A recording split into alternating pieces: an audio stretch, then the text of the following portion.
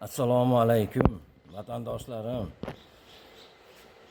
Murojaatim O'zbekiston Respublikasi Prezidenti Shavkat Mirziyoyev Miromonovichga, O'zbekiston Respublika Prezidenti Administratsiya rahbari Saida Shavkatovnaga, O'zbekiston Respublikasi prokurori Nigmatulla Yo'ldashevga, Andijonda viloyat prokuraturasida majburiy ijrosida bo'lgan holatlarni qisqacha aytaman. Andijon viloyati prokurori meni murojaatlarimni shaxsan o'zi hammasidan xabardor bo'lib, o'zi nazoratga olib turgan. Men 28/03/2025 yilda kreditni qoplagan mulkimni garovga qo'yilgan, auksion savdoga qo'yilgan. Men auksion savdo boshlanmay oldin kreditni qoplaganman. Ijrochi ish joyida bo'lmagan, auksion savdosi bo'lib o'tgan.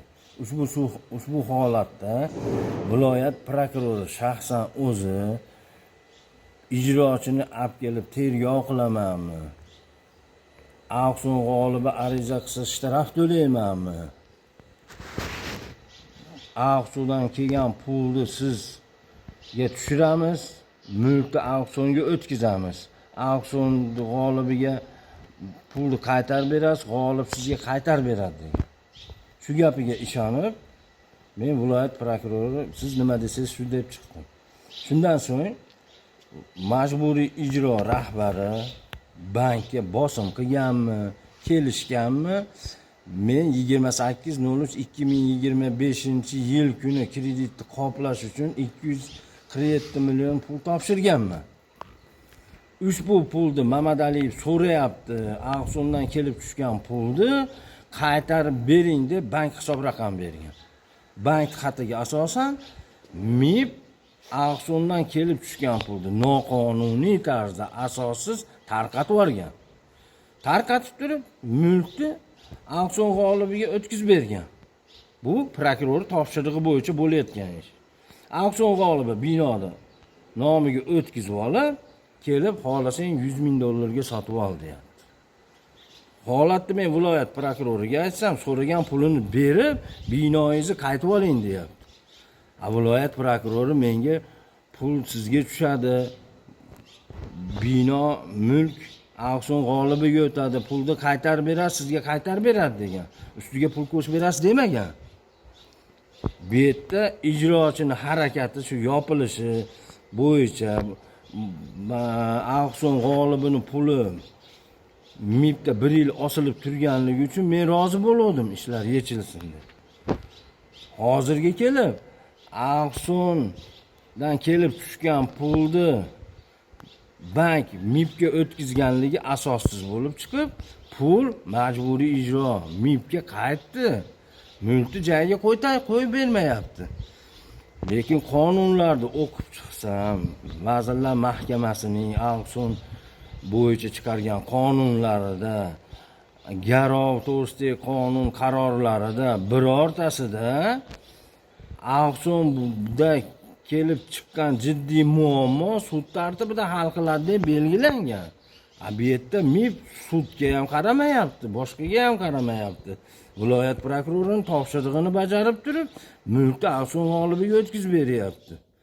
Mayli, bu yaxshilik qilaman deb qilgan bo'lsin deb bilaylik viloyat prokurorini. Bu ish auksion g'olibi prokurorni o'ylagan narsasini qilmadi, unga nisbatan jinoyat ishi qo'zg'atildi. Lekin bu bo'lib o'tgan holat bo'lmadimi? Pul MIBga qaytdimi? Mulkni joyiga qaytarib berishsin. Qolgan auksion bayonnomasi, boshqasi auksion to'g'ri o'tgan, noqonuniymi, haqiqiy emasmi? Buni vaqt ko'rsatadi, sudlashamiz.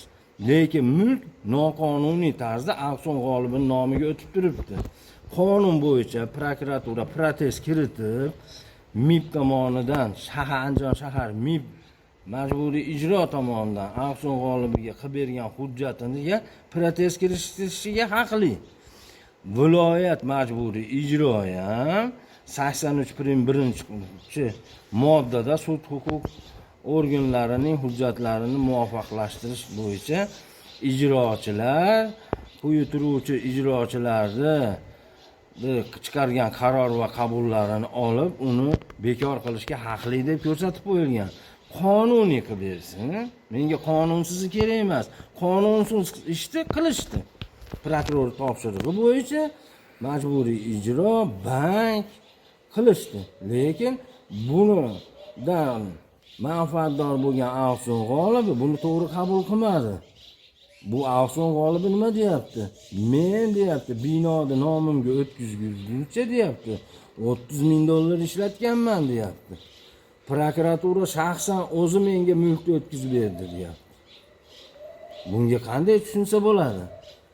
Mulkni joyiga qaytarib bersin, men boshqa talab qilmayman. Endi bularni davlat tashkiloti bularni men bilmadim. Bular endi qonunni buzsa ham birov indamaydi shekilli. Bir necha marta murojaat qilyapman, bir necha marta arizalarga murojaat qildim. Hech kim bularni qaramayapti.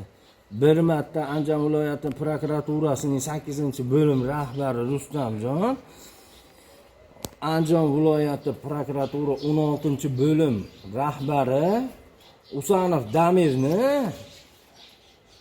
auksion g'olibi bo'ladi deb o'tganini men aytsam, Mamadaliyevga jinoyat ishi qo'zg'adi deb aytganini aytsam, bularni aytmagan ekan deb. Qanaqasiga aytmaydi? Shaxsan men ishtirokimda o'tkazing xizmat tekshiruvdi desam, yo'q, qonunda davlat xodimini himoya qilish ko'rsatib qo'yilgan, shu qonun bo'yicha men himoya qilyapman dedi. Men tushunmadim.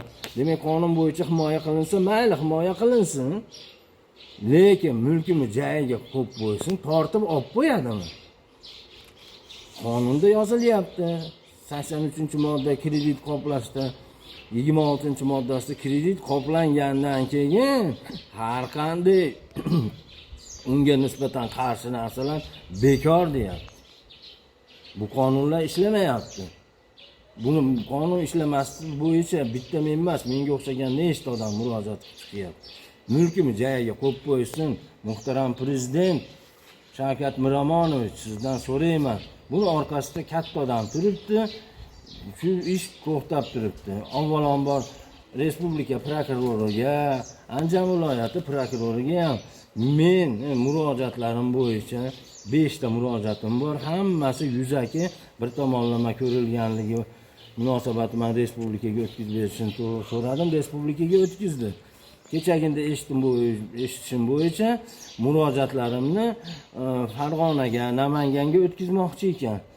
Hurmatli respublika prokurori Nig'matullo Yo'ldashev respublika miqyosida o'rgan berishini so'rayman. Bu men tortishayotgan odamlarning qo'li ancha yerga yetadigan odamlar. Shuning uchun Andijon viloyatida ham ko'rilmadi, respublikaga o'tkazildi. Shuning uchun respublikada ko'rilsa, respublikada adolat bor deb bilaman. E'tiboringlar uchun rahmat. Ijtimoiy tarmoq kuzatuvchilari va hurmatli rahbarlar, ushbu murojaatimni inobatga olishinglarni. Andijon viloyati prokurori mulkimni joyiga qaytarib berishdi.